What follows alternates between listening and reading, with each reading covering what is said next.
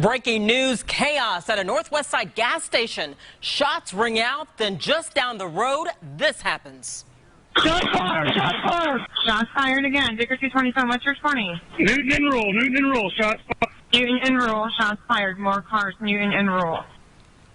An IMPD officer shot, leading to a 30-mile chase, and it all ends with police killing the suspect.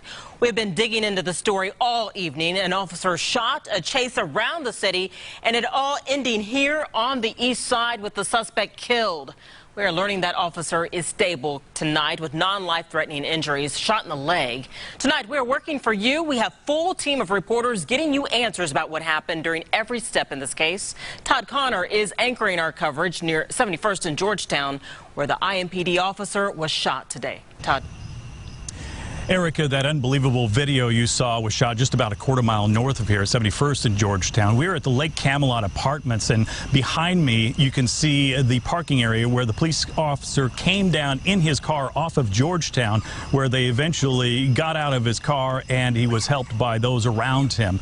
A lot of scenes to this chase tonight, so let's show you a map and let you know how it all went down. It all started at around 6:30 at that Marathon gas station at 71st and Georgetown. Then the dangerous high-speed chase got underway. Only seconds into that chase, that suspect shot and wounded the officer. He then drove all the way down into Perry Township, and the chase finally ended at South Rural and Newton Avenue on the east side, and that's where police shot and killed the suspect. Again, this all started when police pulled over a driver they believed had a stolen gun. He didn't comply with police, according to them, while they tried to get him out of the car. He had dark tinted windows as well, which I'm told created another problem for police. Eventually, shots were fired and the suspect drove off. Police fired more shots and then drove off after him. It was just a quarter of a mile away that he turned his gun on police. Now here's a look at the car of the officer who was shot while chasing the suspect. At least two windows are shot out, and you can see the holes where the bullets tore through the cruiser.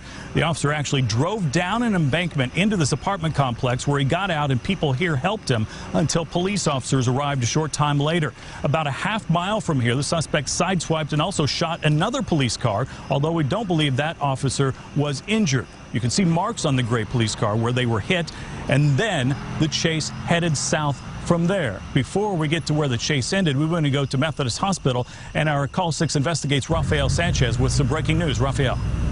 Todd, this remains a developing story. Indeed, breaking news. Call 6 Investigates activated as soon as that situation unfolded. We can now confirm that the man who led police on the chase, he is Jeff Cornell Tyson, also goes by the name L. Tyson. In fact, on Friday, Call 6 has been able to confirm that a summons was issued from a Missouri court on a possible parole violation. As to the specifics involving that case, we are still making calls at this very hour as this remains a developing story. I can also confirm with you, with my colleague Paris LaBelle, that that vehicle that he used this evening is registered to his wife. As for the police officer who tonight is behind me here at Methodist Hospital, we are told that he is in good condition considering what has happened. His wife is at his side. In fact, he already told Chief Troy Riggs that he wants to get back to work immediately after his recovery. The police chief told him to take it easy, take care of himself, that he's always welcome to come back to work. Again, my colleague Paris LaBelle and I are still working the phones. We'll have much more of this developing story, Todd,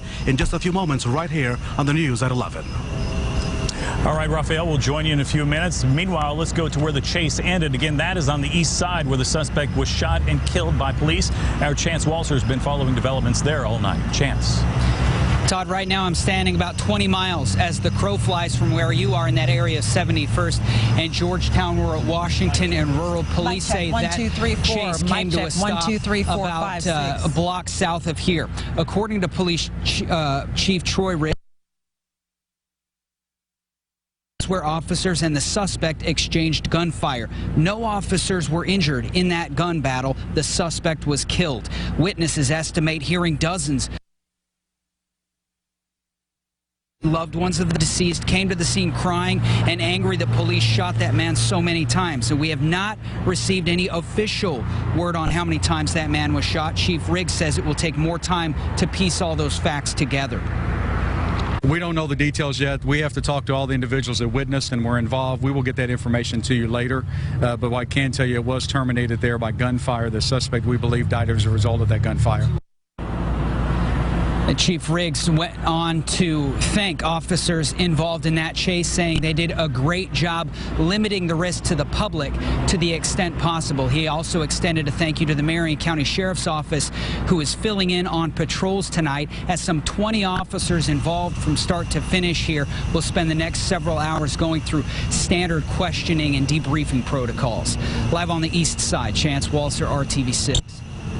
Chance, thank you very much. Our Liz Adiola has been out here with me in near 71st in Georgetown all night long, talking with community members and also tracking down that video that we saw from the gas station. Pretty remarkable. What did you find out? That's right, Todd. Well, residents here near Oakwood Trail, parents here, when they first heard those gunshots go off here, they ran out of their homes to try and protect their children. They also ran outside to try and see what was going on. It was those residents, like you said, who shared that video with me, the video that you saw earlier, the video that you see right now on your screen. It's already been viewed thousands of times on Facebook. It only lasts about a minute and 26 seconds. It was shot apparently by a bystander at the Marathon gas station. In it, you can hear the people inside the car saying they're trying to kill me. Officers ordering those people out of the car. Several residents told me that after watching that video, they question everything that has been said, everything officials have released about how this deadly shooting unfolded. One woman told RTV6, though, no matter how it began, she felt obliged, like she had to help the officer who was shot just a few feet away from her home. I heard like 4 gunshots. My daughter's outside. I instantly run downstairs, and my neighbor's son is by this tree like it's a cop laying there. So we ran over, and he was actually sitting there. We didn't know if how bad he was shot or what. And Todd, that woman says she continued to talk to the officer to make sure that he didn't pass out after he was shot, and she just kept talking to him until help arrived. I also was able to talk to the suspects, a woman who says that she was the suspect's aunt right as she learned the news that he did not survive, and she was just completely devastated. She rushed off with family to try and take care of things, to try and see where his body was. A lot of people affected by this tonight. Liz Adiola, thank you very much. We're going to go now back to Methodist Hospital, where our Call 6 Investigates team is. Rafael Sanchez and Paris Lubell. Guys? Todd, good evening. A significant police force is behind us here, of course, as officers stand with their brother who is recovering here at Methodist Hospital. Have more information, Todd, for you tonight as it develops, of course. Again, Jeff Cornell Tyson using the name L. Tyson. And Paris, for law enforcement sources, there's some concern that because he took on the name L. Tyson, that he could be a member of what we know as the Sovereign Citizens Movement. And people who believe that they're sovereign citizens do not believe that police have a right to pull them over. In fact, if they do get pulled over, if police do give them a ticket for any reason, they go to the county courthouse and file a lawsuit demanding that police, the city, pay them $2 million in either silver or gold. Law enforcement officials now making sure and looking into whether or not Jeff Cornell Tyson, who was using the name L. Tyson, is part of that movement as this story continues to develop tonight. Absolutely, looking into that, and they're looking to every part of this chase that lasted in all about 30 miles, and police were very concerned as they continued to follow this at a high speed through the city of Indianapolis and making sure Tyson didn't hurt anyone else. 6:37 p.m. An officer stops a car at 71st in Georgetown. The person inside the car refuses to get out. And then, just a few minutes later, the car starts moving. Oh, I think I got him. He's, shots fired, Control. Shots ring out, and an officer hit. Control 259-243 has been hit. We're going to need a medic. We're just south of 71st Street, and the apartment complex is here. An ambulance rushes to the scene while other officers join the high-speed pursuit. Down, that's what he was firing shots out of. 6:57 p.m. The car hits stop sticks and the front left tire blows out. Tire just blew. We're cutting over to the right lane. Watch the window. He's doing a U-turn on us, Control. Then the pursuit heads towards downtown. We're going the wrong way, Control. Northbound Madison in the southbound lane. 7:08 p.m. Newton and Rule. More shots ring out. Officers fire back. Shot fired! Shots fired again. Dicker 227, what's your 20? Newton and Rule. Shots fired. More cars, Newton and Rule. Shots fired. The suspect hit and an ambulance called. Let's hear now for Control. The suspect killed on the scene. At this time, all officers are okay.